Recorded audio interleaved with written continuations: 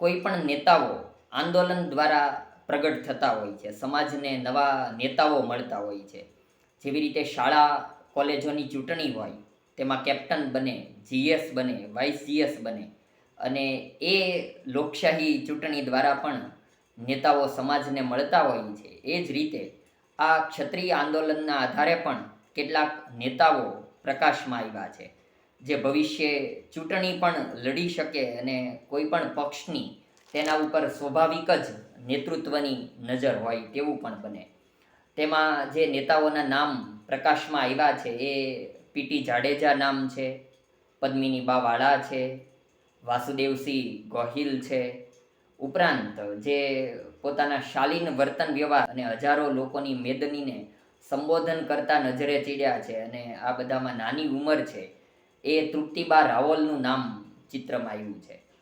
તો સ્વાભાવિક જ લોકોને પ્રશ્ન થાય કે આ તૃપ્તિબા રાવલ કોણ છે, અને તેમની વિરુદ્ધ પણ ઘણા બધા આક્ષેપો થયા, પણ તેમણે ક્યાંય પણ હજી સુધી ગરિમા જાળવી રાખી છે, નીચી મૂકી નથી અને પોતાની વાત રજૂ કરી છે.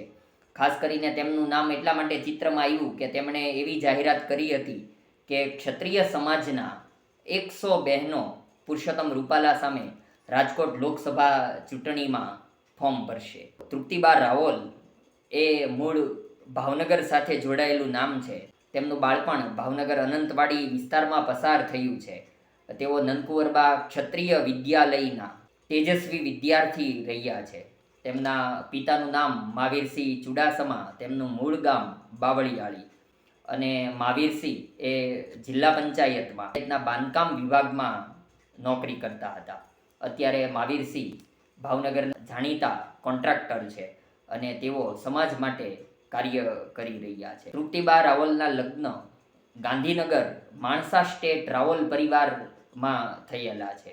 તેમના પતિનું નામ મેઘદીપસિંહ રાવલ છે, જેઓ પણ તેમનો પરિવાર બિઝનેસ સાથે સંકળાયેલો છે. તૃપ્તિબા અગાઉ પણ ક્ષત્રિય સમાજના અનેક કાર્યક્રમોમાં દીકરીઓને ભણાવવાથી માંડીને વ્યસન મુક્તિની વાત હોય તો હજારો લોકોની જનમેદનીને સંબોધતા નજરે પડ્યા છે, અને નાની ઉંમરે બાહોશ વ્યક્તિત્વ ધરાવે છે. પણ સૌથી જે તેમનો મુદ્દો છે એ પોતાની ગરિમાને ક્યારેય પણ નીચે આવવા દેતા નથી તેમના વાતચીત, તેમના વર્તન વ્યવહારમાં. અગાઉ પણ છેલ્લે જ્યારે 2022માં ગુજરાત વિધાનસભાની ચૂંટણી હતી ત્યારે પણ ક્ષત્રિય સમાજનું આંદોલન ભાવનગર જિલ્લામાં ચાલ્યું હતું, અને ભારતીય જનતા પાર્ટી દ્વારા ક્ષત્રિયને કોઈને વિધાનસભાની 7 બેઠકોમાંથી ટિકિટ આપવામાં આવે ત્યારે જે વિરોધ જુવાળ ચાલ્યો હતો ત્યારે પણ તૃપ્તિબા રાવલ ભાવનગર જિલ્લામાં પ્રકાશમાં આવેલું નામ હતું.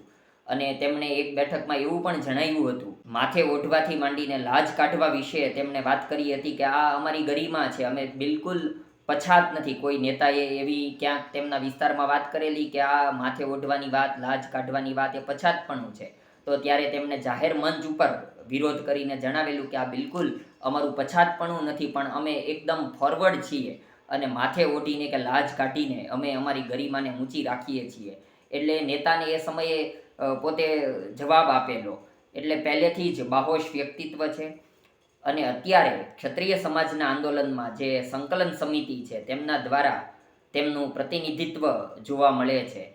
સરકાર સાથે બેઠકોની વાત હોય અને પોતાના જે પુરુષોત્તમ રૂપાલા સામેના વિરોધમાં તેઓ મક્કમ છે, અડગ છે. તેમના વિરુદ્ધમાં પણ કેટલાક આક્ષેપો પોતાના સમાજ દ્વારા થયા છે, છતાં પણ તેઓ અડગ છે અને તેમણે પોતાની વાત મક્કમતાથી રજૂ કરી છે. પદ્મિનીબા વાળાએ પણ તેમને અંગત નામ સાથે વિરોધ નોંધાવ્યો હતો. ત્યારે તૃપ્તિબાને પૂછવામાં આવ્યું ત્યારે તેમણે જરા પણ ડગમગ્યા વગર પોતે વાત કરી હતી કે અમે પુરુષોત્તમ રૂપાલા સામે હજુ પણ વિરોધમાં છીએ અને આંદોલનને ઠંડુ પાડવામાં કેવી કોઈ અમારી ભૂમિકા નથી, અને અમને સમાજના દરેક આગેવાનોનો સહયોગ છે અને એટલા માટે જ અમે આગળ વધી રહ્યા છીએ અને આંદોલન હજુ પણ શાલીનતાપૂર્વક આગળ વધશે. તેમાં ક્યાંય તોડફોડની વાત હોય કે મારફાડ કોઈ ભાષણો આપવાની કેવી કશી પણ વાત થશે નહીં, પણ અમારો નિર્ણય છે એ પુરુષોત્તમ રૂપાલા સામે રહેશે.